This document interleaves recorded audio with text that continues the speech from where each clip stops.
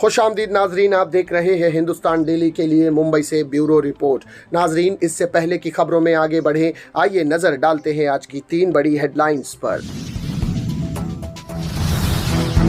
महाराष्ट्र राज्य में साइबर सुरक्षा के लिए 883 करोड़ की परियोजना, अब साइबर ठगों पर लगेगी लगाम। अम्लीय पदार्थ घाटकों पर यूनिट को मिली बड़ी कामयाबी, माहिम में 28 लाख की ड्रग्स के साथ 2 पैरेलर गिरफ्तार।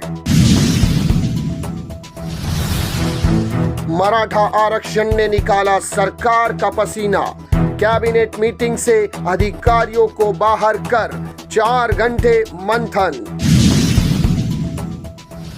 देखा नाजरीन, ये थी अब तक की 3 बड़ी हेडलाइंस। अब बढ़ते हैं खबरों की जानिब। मुंबई साइबर अपराधों पर नकेल कसने के लिए महाराष्ट्र सरकार ने बड़ा फैसला लिया है। बुधवार को हुई कैबिनेट बैठक में राज्य में 837 करोड़ रुपए की साइबर सुरक्षा परियोजना लागू करने का निर्णय लिया गया।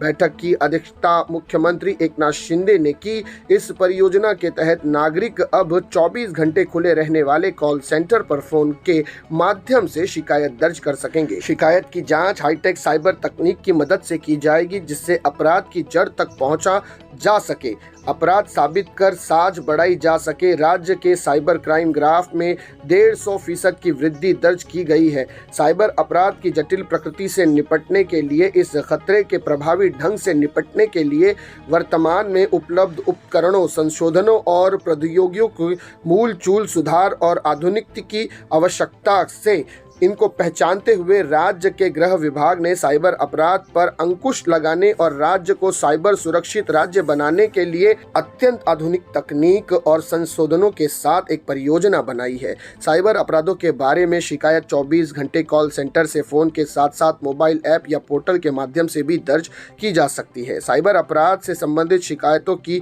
त्वरित जांच और जांच की जाएगी। इन अपराधों में अपराधी का पता लगाने और साजा बढ़ाने के लिए अधिकारियों और कर्मचारियों को आधुनिक परीक्षण दिया जाएगा। नागरिकों को साइबर अपराधों के प्रति जागरूक करने के लिए विशेष अभियान चलाया जाएगा। यह विशेष पुलिस महानिरीक्षक साइबर यशस्वी यादव के माध्यम से क्रियान्वित की जाएगी।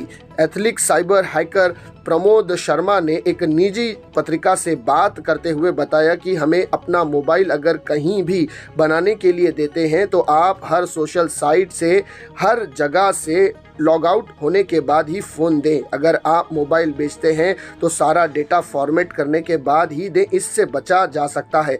हर नियमित अंतराल के बाद अपने पासवर्ड बदलते रहें। अज्ञात लोगों के द्वारा भेजे गए फ़ोटो, वीडियो या मेल को अपलोड न करें। इससे अतिरिक्त अगर आपकी मेल या सोशल साइट पर आपका खुद से लॉग इन मांगने लगे तो पहली बार अपना सही पासवर्ड न डालें। कोशिश करें एक बार लॉग इन होने जाने के बाद दोबारा चंद मिनट में अपना पासवर्ड दोबारा बदल दें। अगर आपका फ़ोन एक सेलो चलने लगे तो आपको सावधान होना चाहिए।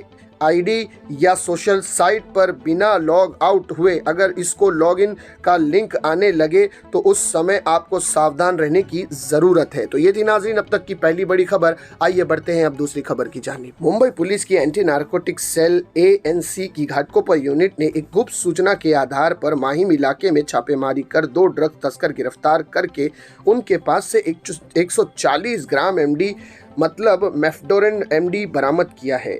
बता दें कि मुंबई में ड्रग्स बेचने और खरीदने वालों की बढ़ती संख्या को देखते हुए पुलिस एक अभियान के तहत इसके खिलाफ काम कर रही है।